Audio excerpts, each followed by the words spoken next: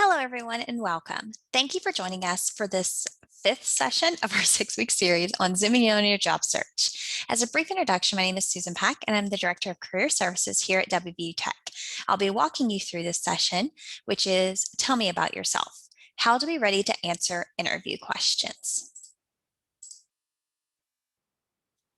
Before we dive into important interview or the different interview questions and how to answer them, it's important that we pause and mention preparation. In our previous session, we discussed preparation for the interview in depth, so I highly suggest that you review that session as well as this session to have a more robust picture on the interview preparation process. There are a few items, however, that we didn't mention in that session about preparation that we want to start by reviewing here. First, make sure that you have the items you'll absolutely need during an interview with you. For an in-person interview, this could include such items as a notebook or a pen, a bottle of water, and multiple copies of your resume. Often these items are provided to you, such as a pen, paper, and a bottle of water, but it may not be. So even if you have no intention of using them, it kind of shows that you are serious about the interview and fully prepared.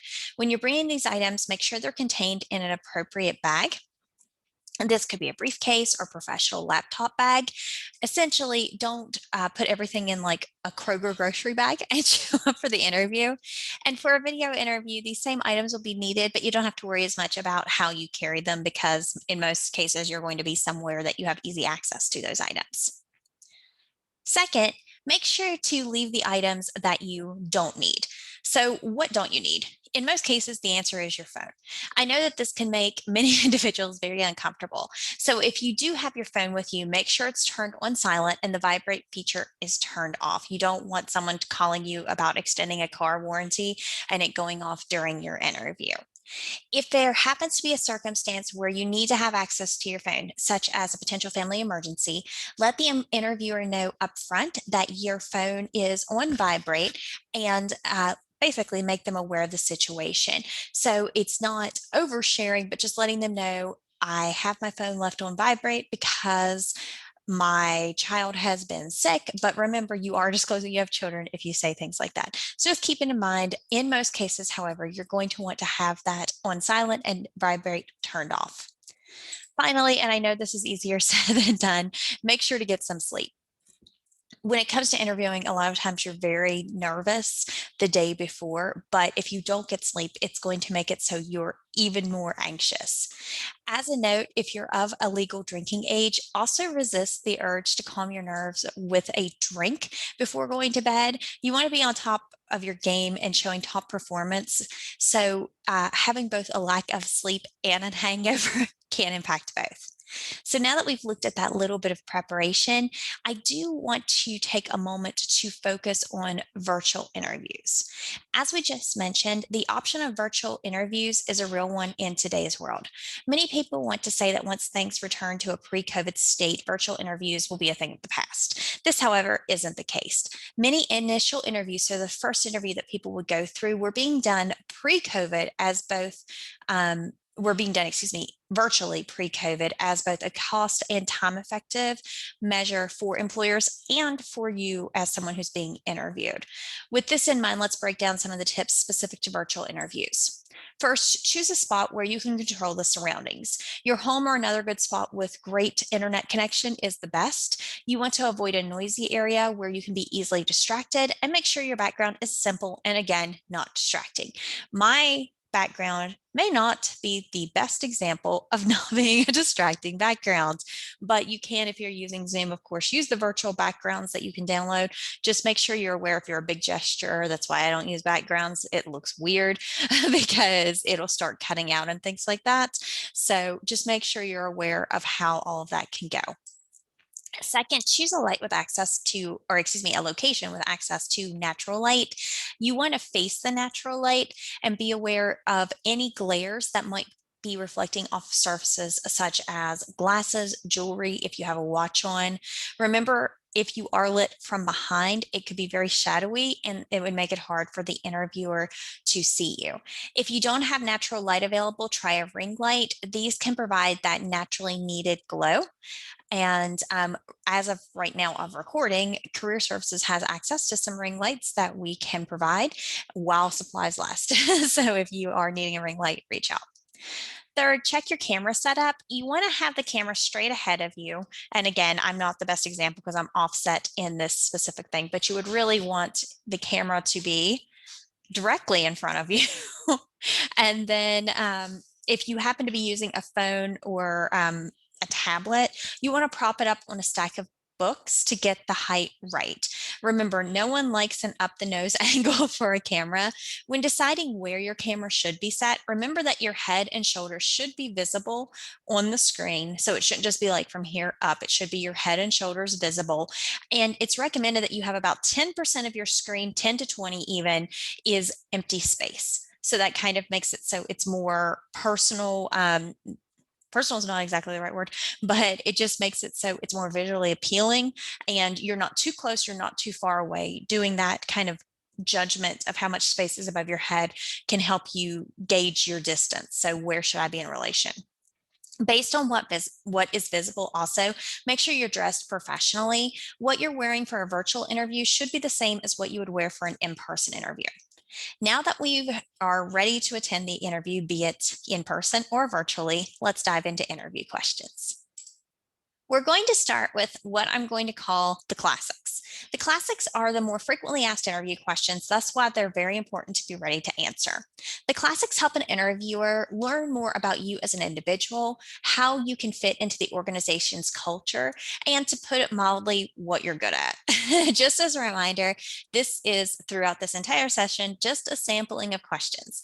Unless we all want to be here for 8 to 10 hours or 8 to 10 days, it would be impossible to cover all the questions you may receive. So this is just kind of an example to kind of get the juices flowing in your brain to be prepared for a certain set of questions. So a first question that you'll hear very often is tell me about yourself. This question will be answered with a slightly longer version of your elevator pitch. The answer should show why you're the right selection for the job.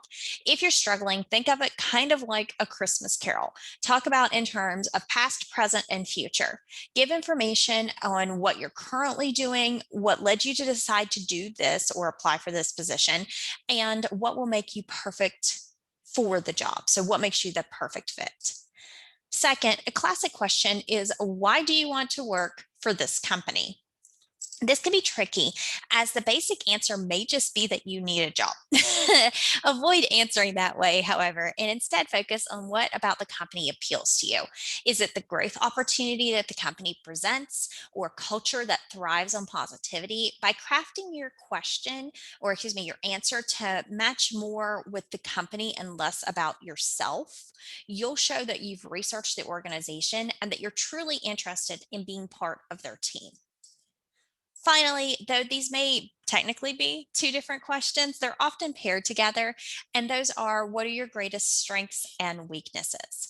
When talking about the company, excuse me, when talking about both of these items, you should focus again on shifting, I guess, not really focus, you're shifting the focus from the company to you and highlighting your abilities, but still relating them back to the company. When talking about your strengths, pick one or two that are relevant to the position that you're applying. So, one of your strengths may be that you hold the West Virginia record for longest kicked soccer ball.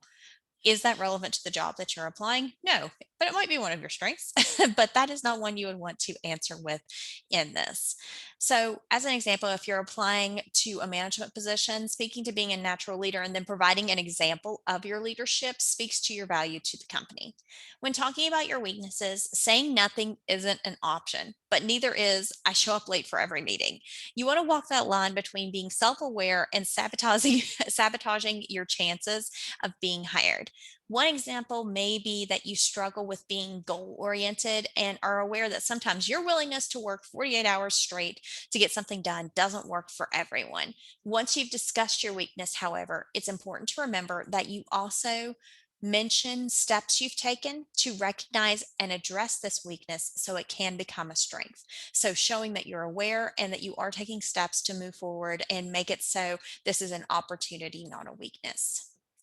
Now that we've looked at a few examples of classic questions, let's look at the experience based questions. Wait, I can hear someone watching this video and already saying, "What if I don't have experience? I'm trying to get experience. How can I have answer these questions about experience that I don't have?" Just take a breath. Mystical individual watching this who is supposedly having this conversation with me. These questions don't necessarily have to be associated with work history. These are questions about the focus of them or whatever. So the focus is more on the experiences that you've had throughout your life. So if you don't have a work experience to answer the question, you can pull on those other experiences you've had, such as working in teams in college, or maybe you volunteer with a youth group or something like that. So you can tie into the experiences, even if it's not a work experience. So keep that in mind when you're answering questions like, "What is your greatest professional achievement?" A great way to answer this question is using the STAR method. The STAR method stands for situation, task, action, and result. Start up the situation. So, talk about that situation and the task that you had to complete to give the interviewer a background of why this was your greatest professional achievement. Then talk about the action you took and what was the result you achieved. An example could be maybe you're going to focus on a project you were required to complete within your senior year. And you could start off by sounding something like, in my senior year at WVU Tech, it was required that I complete a project about, then give brief details on the project, what did or what you did to complete the project, and the result you achieved through it all. So that kind of explains why do you consider this your greatest professional achievement.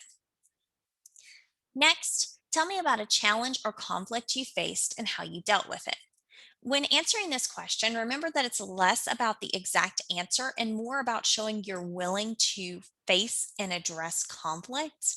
When you're diving into the conflict, be very brief when describing the actual conflict. People have a tendency to dive into that conflict and just go in. Don't do that. You want to be very brief on the conflict and instead focus on the solution and how you resolved, how did you address this conflict. Just as a rant or a small tip, stay calm and remember that this is a professional setting. A lot of times when people talk about conflicts, it can make you emotional. Leave the emotional or the emotions associated with that conflict at the door and just answer it in a professional manner. And as one final example, tell me about a time you failed. Personally, I find this to be a hard question to answer. As for me, it is hard to stop and say, okay, this is a time I failed. You don't really want to sit and dwell on your failures, but it's never easy. We all know this. If you're asked this in an interview, make sure that you are defining what you consider to be a failure. So what I consider to be failure could be different than what you consider to be failure. So set up and create that definition of what is failure. Maybe you consider failure to be anytime you're caught by surprise. If you're in a leadership position, because as in your personal definition as a leader, you believe that you should know what's going on with your team at all times, so you should not be surprised. So that lets the interviewer know this is how we're defining failure. And then once you've set up that definition, you can tell them the story related to this definition. Make sure to finish your story by listing what you learned from the experience and how it helped you grow. So, moving on from that, let's look at some questions that I think are a little easier to answer, and those are your goal based questions. Goal based questions focus on getting to know you as an individual and what you bring to the team. So, it's a little bit different than our first set of the classics, as these are more goal oriented. But again, it is more about getting to know you as an individual. So, one example would be, what type of work environment do you prefer? This is where your research on the company really comes in handy, which we really focus on in our previous session, researching the company. And just as a tip, Your answer should be similar to the work environment of where you're applying. As always, be honest, but keep in mind that if you say your ideal work environment is on a beach and the opportunity is in Antarctica, there's going to be a misalignment and you probably won't be a good fit for that position. Next, you'll often be asked what motivates you. This question can be tricky as your motivation may be to build a better life, as an example, for your family. When it's asked, however, it's more intended to focus on um, what motivates you when you're working or doing something related to the role. So, when you're thinking about how to answer this question, look back on projects, classes, or internships that you've completed and focus on what you really enjoyed about doing those items or completing the task. Perhaps you're really motivated by seeing things start from a concept and grow into an actualized design or product. Just keep in mind that you want your answer for motivations to be relevant to the position that you're interviewing and craft them around that. As one final example for this set, a question that could show up is, where do you see yourself in 5 years? I laughed a little bit because is a question that a lot of students struggle with because you've been focused for the past 4 years or so of getting out of college. Your goal has been, I want to complete my degree. And now someone is turning around right away and saying, what are you doing in 5 more years? I mean, it's a harder one to answer, but it's very important to go ahead and think about it. So take time prior to your interview and ask yourself, what are your expectations for your career? So, what are your career goals? It's not just getting a job. What are you wanting to do in 5, 10, 15 years? Where do you see yourself? What drives you? It's important to know and have this planned out. And remember though, if you're not sure, maybe you're like, I think that this is what I want to do, but I'm 22, 23. I'm not sure. It's okay to acknowledge that you may not be sure where the future leads in the interview when you're answering it, but relate it back to how you think that this job can help you develop and find your path to where you will be in 5 years. Now, to finish this off, I do want to just mention some quick tips, as always. So, though we have went over some questions in this session, there are thousands of other questions that you might be asking in an interview. It's okay to need a moment to think about the answer. And really, what we're suggesting is if you don't know the answer, create a stalling tactic. So, one way you may be doing that is by repeating a question back to the interviewer. Let's say they ask you, if you were an animal, which one would you be? You could say, that's a great question. If I were an animal, I think I would be. Just those few additional moments can help you make a decision on which animal would you be and give a justification behind why so. This question, just for the record, is more to see if you can think on your feet than really they don't really care what the answer is, I guess, unless you give something that's very violent or I'm not well justified, but more so it's just to see, like, throwing you a curveball to see how you react to it. But these few moments of taking that time can give you time to determine your answer. For the record, I would be a cat and I would take so many naps in the sun. It would be great. I would take endless naps. Next up, make sure that you have questions for the interviewer. This is where that pen and pad that we mentioned earlier can come in very handy. This could be anything ranging from asking, what does a typical day look like, to where is the last person who held this job moving on to what or something along those lines are the performance expectations for this position over the next 12 months. Remember, an interview, yes, it's about you getting the job, but it's also about you learning about if the company is truly the best fit for you. By having questions ready or in mind, you're getting the answers you need to make an informed decision and also showing the interviewer that you're interested in the way the company works. I will let you know that there are very mixed feelings on the question of what is the salary for this job during an initial interview? So just keep that in mind that people have very different reactions to it.